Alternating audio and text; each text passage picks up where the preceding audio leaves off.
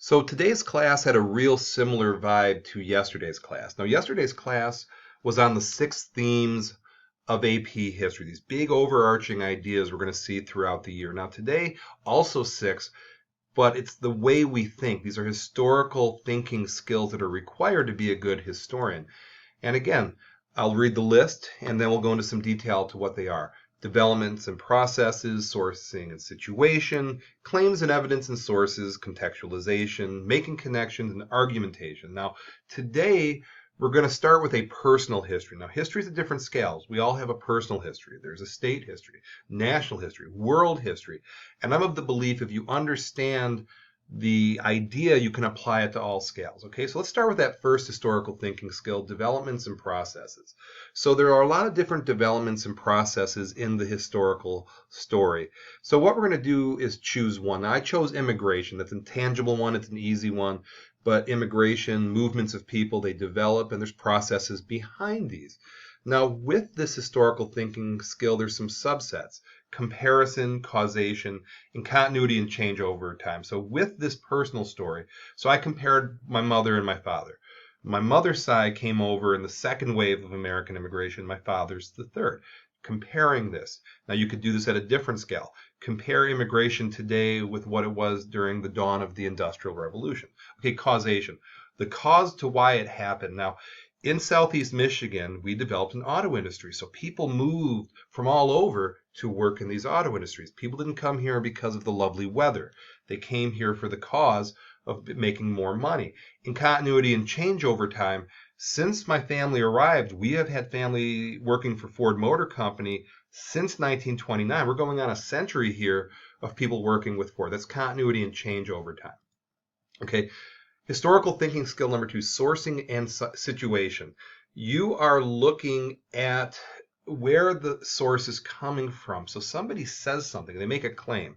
Something they say is true, you have to dig a little deeper. You can't take it at face value.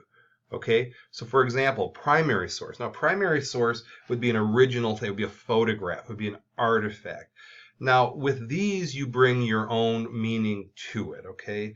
Now, secondary sources are when people speak on the subject. They add a layer of interpretation and analysis, okay? They're both valuable. Primary and secondary sources are both valuable. So you read a book about a topic, or somebody who analyzes a historical event, or a scholarly article. Now, where is it coming from? Is it from a long time ago? Is it recent? Do they have an agenda?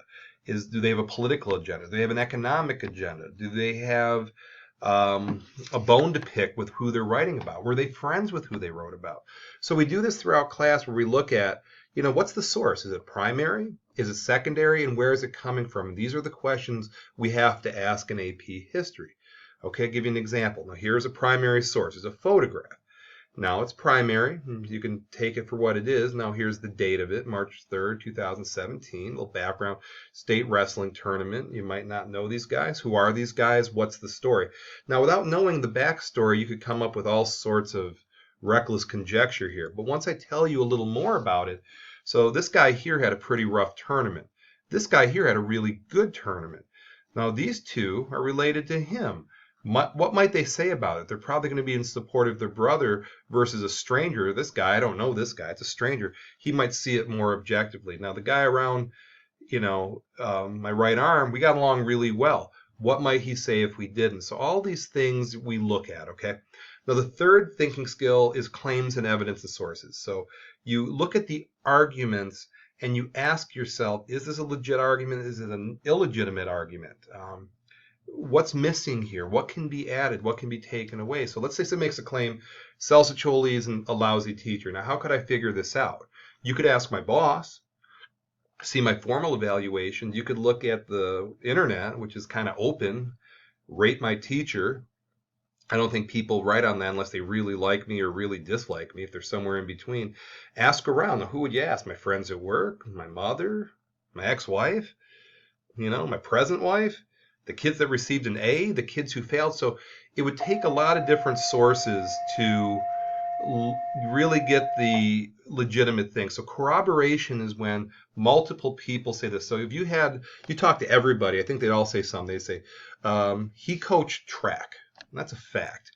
Okay, so you'd have, even if they hated my guts or they loved me or they were somewhere in between, there was some truth that would come out of it. Some things you got to take it with a grain of salt. Okay? Historical thinking skill number 4 is contextualization. So you look at the context of it and you identify and describe the context of it. So for example, if you look at my first year of teaching versus my present year of teaching, now if you saw me grading like this, okay, now you might be wondering why I'm not with technology. Now at the time, this was what people did. You have to kind of use the lenses of time, okay? You have to look at what's happened in the last 20 years, okay? The context of things. So you have to look at certain developments. So if I were to be doing this now, I'd be pretty stodgy. I'd be an old timer, right?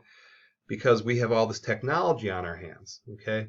And again, through time, we had to this, to this, to this, to this, to this. Now, that's the contextualization of the time. So grading is in this broader context of technology, okay? So again, let me revisit that one more time. Contextualization is you have to kind of look through the lens of the time, of what's going on, okay? And it can be, this was written during this time, and this was what was normal at this time. It's almost looking at Columbus's arrival. Let me go a little heavier than my grading.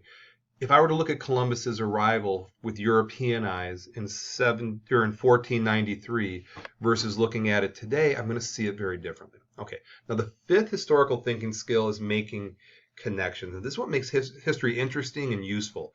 When you can connect it to broader things, you can connect it to philosophical principles.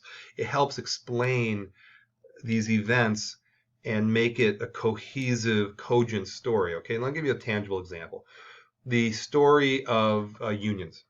Okay, so just real life here.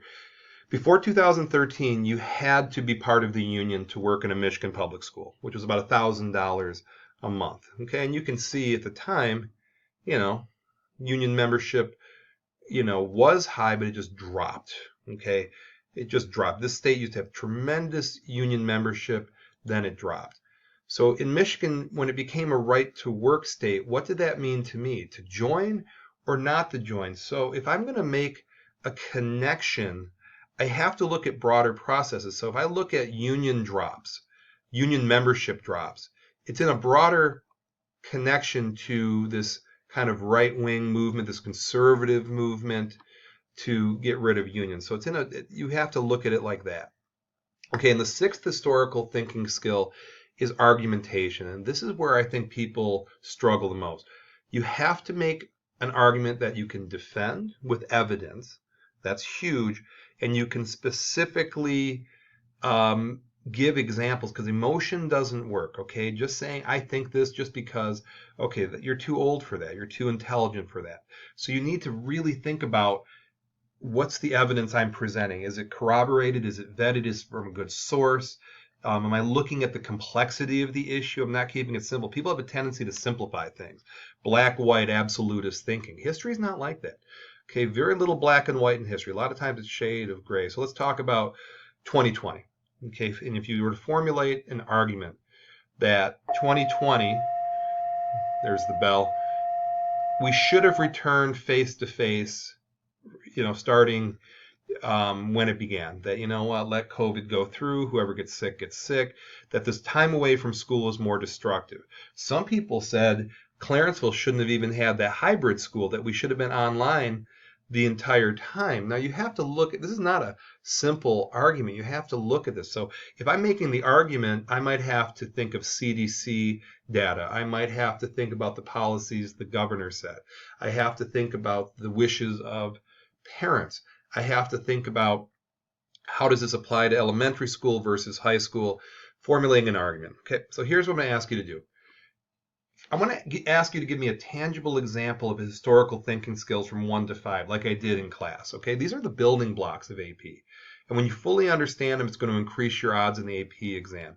And then I want you to formulate an argument whether Clarenceville did the right thing in terms of COVID. So again, if I could suggest to you, go to this page at the front and think about these, okay? And go one by one by one and think of a real life example, okay, that helps you connect to these.